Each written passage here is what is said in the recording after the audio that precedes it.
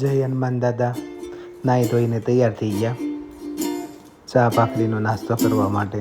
આજે વઘારેલી ભાખરી હતી. રોબિનભાઈ એના રૂટીન પ્રમાણે ડેઈલી પગે લાગીને સ્કૂલે જતો હોય છે. ડેઈલી પગે લાગી લઈ અને પછી સ્કૂલે જતો હોય છે. હવે આપણે નીકળી ગયા બહાર જવા માટે. આ છે કન્યાકુમારીની તમને ટૂર કરાવું છું, જે અમે થોડા દિવસો પહેલાં કરી હતી, પણ અત્યારે હું તમને યાદી અપાવું છું અને કન્યાકુમારીમાં શું શું હોય એ પણ તમને બતાવીશ. રસ્તામાં શું શું થાય છે પણ જોતા રહેજો. અહીંયા બહુ મોટા મોટા આ રીતે ડુંગરાઓ આવતા હોય છે, જે પથ્થર અલગ જ હોય છે. આપણને એમ લાગે પથ્થર ગોઠવેલા છે હમણાં પડશે, પણ એવું હોતું નથી.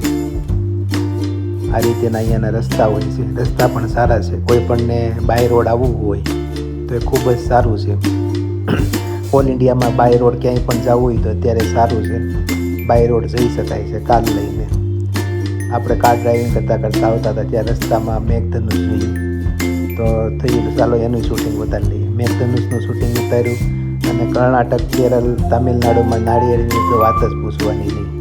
અહીંયા એટલા બધા રોફા થાય છે એની વાત જ પૂછવામાં. ત્યાં તો આપણે આ બસ છે, આપણને એમ કે બસને હું નમી ગઈ કે હું થયો કે આને પગ ડૂલી ગયો એક, પણ એવું નહોતું. વજન વધારે થઈ ગયો હતો બસમાં. આ ઓનલાઈન ટિકિટ છે કન્યાકુમારી માના દર્શન કરવા જવા માટે. અહીંયા સ્વામી વિવેકાનંદનો મઠ છે અને અહીંયાના ઋષિમુનિ છે જે બહુ જ પ્રખ્યાત કહેવાતા હતા, પણ મને નામ નથી ખબર. હું બીજા બ્લોગમાં તમને નામ જાણીને જણાવીશ. પાછી આપણે બેસી ગયા આ રોરો ફેરી સર્વિસમાં. આપણે મંદિરે જવા માટે સ્વામી વિવેકાનંદનો મઠ છે એ કન્યાકુમારીથી અંદર જવા માટે આપણે આ રોરો ફેરી બેટમાં બેસવું પડે છે, જેની ટિકિટ નોર્મલ હોય છે, કંઈક 100 રૂપિયા કે એમ કંઈક છે, અને વીવીઆઈપીની કંઈક 300 રૂપિયા છે. અને આ રીતે સેફટી રાખીને બેસાડતા હોય છે. પણ 10-15 મિનિટની સફર છે, પણ એ સફર કરો તો એમ જ થાય ઓહો બહુ જ મજા આવે આપણને. કેમ કે જે દરિયાની હાલત ઝલક થતી હોય, પાણીને જે મારો થતો હોય, આ બધું જોવાની ખૂબ જ મજા આવે.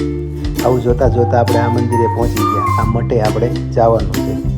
ત્યાં રોબિનભાઈ મસ્તીએ ચડી ગયા હતા તો આરામથી બેઠા હતા અને દૂર દૂર વરસાદ દેખાતો હતો.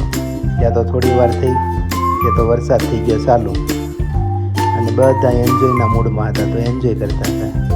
હવે વરસાદ થઈ ગયો ચાલુ ત્યાં અમે બધા સાઈડમાં બેસી ગયા. આપણે પલ્લી ન જાવીએ એનું ધ્યાન રાખીને અને વરસાદનો એન્જોય કરતા હતા.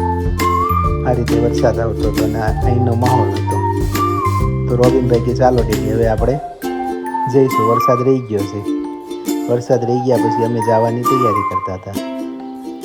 તો રોબિનભાઈ કે હજી આપણે થોડીક મસ્તી કરવી છે, બેસીએ. તો અહીંયા બેઠા હતા અને રોરો ફેરી સર્વિસની રાહ જોતા હતા અને આ રીતે ઓળખાઓને આવતા હતા એનું શૂટિંગ ઉતારતા હતા. આ રોરો ફેરી સર્વિસ છે, આમાં બેસીને આપણે જવાનું છે.